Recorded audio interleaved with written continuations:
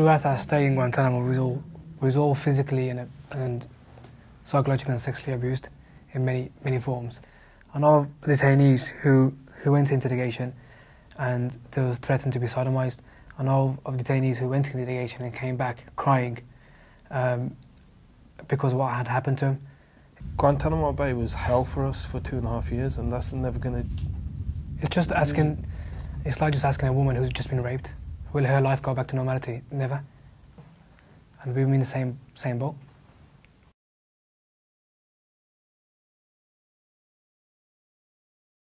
I hate him. I'll hate him till the day he dies. I love the way he keeps his cap on. Which he never takes off.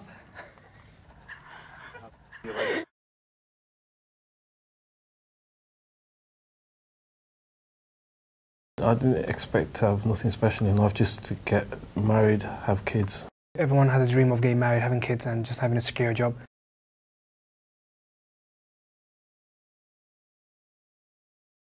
We was getting the chance to go to Afghanistan for like a few days, see the country, then come back. And the day that we arrived in Afghanistan is when the bombing started. And it was just, we didn't know what was going on, we were scared. There was bombs being dropped everywhere. The first reaction by seeing an American soldier is, you think basically I'm saved by the bell, but which wasn't the case. The first thing they took us, they stripped us down naked, and they tied our hands behind our backs. A sack was put over our head. Guards would walk past and kick you and punch you. They want answers which you can't give them because you have no involvement in anything, and that kind of mental torture is 100-fold worse than physical torture, because you don't know what's going on. You're worried about your family, if they're alive, if they're okay, and you have no contact with them. You're sitting in this cell, and the only thing you can do is start hitting your head off the floor. They was sexually abused by women and by men interrogators who would, the women would come onto them and fill them up, sexually. Women, for us, if a woman touched me, it wasn't, it was normal for us, if we just shake a woman's hand, because we was born in the West, we see women in miniskirt every day. But for a person who is in Saudi Arabia and the only person he sees is his mother or his sister or his wife, they don't really get to see any other women. I think what made us kind of survive Guantanamo was the fact that we was young. And I think the second thing was because I was not there on my own.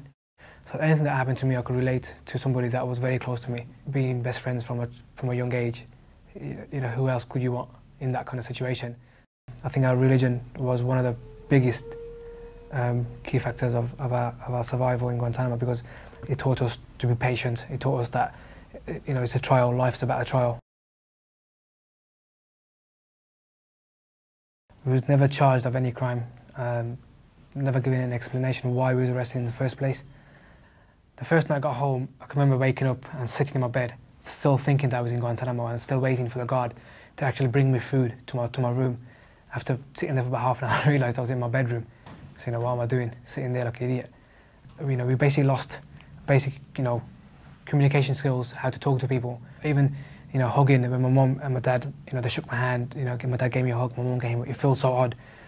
It felt so alien to me that someone's actually hugging me, because, we was kept in a cage like an animal. I was 22 when I got out, and I thought it was time right to get married. So I got married. I think everyone gets married. Yeah, alhamdulillah, it's been good. I got a daughter, got another one on the way, and it's stressful, but it's good. Getting married and having a child, which I just had a little girl 5 weeks ago, so that has helped me get through everything. Now you don't think about yourself as much. Now you've got some other responsibilities to think about. The drinks we drink, Coca-Cola, it's American. We still drink it, we still go to the movies and watch movies. So I don't think nobody hates, we don't hate Americans as American people. Yeah, George Bush should be held accountable for everything that happened in Guantanamo Bay. He was the president at the time, and he should be held accountable.